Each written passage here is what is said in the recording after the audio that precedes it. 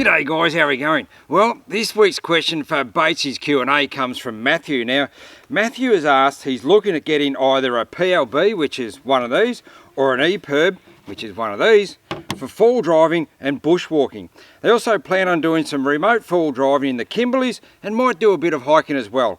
Which one do you recommend? Well, this is a great question, mate, and a lot of people a bit unsure on which way to go, either with a Personal Locator Beacon or an EPIRB. Well, let's chat about the both of them and see which one suits you. So what are the differences between a PLB and an EPIRB? Well, clearly, apart from the weight difference and the size of them, there's certainly a big difference there, but the main difference is your Personal Locator Beacon is registered to a person, and this one here, the EPIRB, well, that's registered to a boat or a craft or something like that. So you just, when you buy either of these, you jump on the Australian Maritime Safety Authority website, fill out all your details and put in contact emergency numbers there so they can speak to other people. But because as soon as if I was in an emergency situation, and same with the EPIRB, as soon as I activate this, my details will come up on that website. They know exactly who they're talking to, who they're dealing with. They can ring those emergency contact numbers that I've attached to my registration. Okay, so we'll start with the PLB, right? The Personal Locator Beacon. Now there are quite some significant differences between these two units, but we'll start with this one. This is my unit. I've had this now for about 18 months. Lucky enough, I've not been in a situation where I've had to deploy it for any emergency situation, but it's just having that peace of mind and certainly well worth having. And as you can see, the difference between the size of these two things, this is just so much well worth having. Anyone who's heading out into, out in the bush or remote areas, doesn't matter if you're full driving, hiking, camping, whatever, you're fitting and crazy not to have one of these at least in your kit. Look, it's lightweight, I can sit it on my belt, throw it in your backpack, even sit it in your pocket. That's how small they are. But it's just a simple thing. Out comes the aerial like so, and have that point in the sky. You've got to have a clear view to the sky when you're using one of these. And yeah, just hit that button, which I won't do it today, and that's all it is. And it's just a matter of time before, if you're in an emergency situation, before someone comes from those emergency contacts to help you out. Now these will have a radius, both these have got a radius of around about 100 metres of pinpoint location. They're GPS operated, both of these units. So they're well worth putting in your kit for that sort of situation, just in case you do get stuck in a situation where you need to get a rescue or whatever. So that's well worth having, that little one there.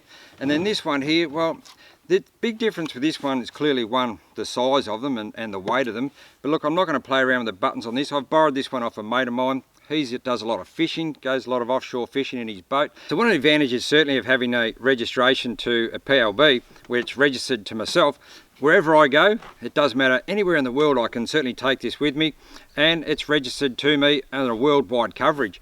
Whereas the EPIRB, well, that's registered to a vessel, so if you end up selling that vessel down the track, whether it be a boat or a yacht or whatever it is, well, you've got to jump online and you've got to re-register this unit with your new boat. So that's certainly one big advantage of having these to go, anywhere in remote areas, whether it be bushwalking or hiking, Central Australia, around the world. These are a great unit to have, and it can be crazy not to, for a few $100, put one of these in your pocket for great peace of mind.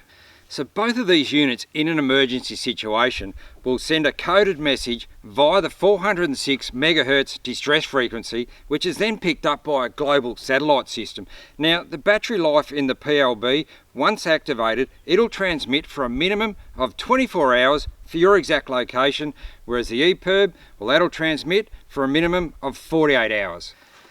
So just on the safety point of view, fair dinkum, you'd be crazy not to have either one of these units for the activities that you like to go and do. But just on the PLB, because this is the one that's most suitable for the activities I like to go and do with remote areas, with full driving and camping and that kind of thing. Look, this unit was about $300. The battery life on it runs for about 6 years. There's no subscription fees with it, so it's just ongoing. Once you've got it, it's just always runs. So that equates to about $50 a year for safety, peace of mind. Now that's really cheap peace of mind to have, and it could not only save your life one day, but it might just save someone else that you're traveling with. So jump on one of these, check them all out. There's a number of different brands on the market, and see which one best suits the activities that you like to go and do.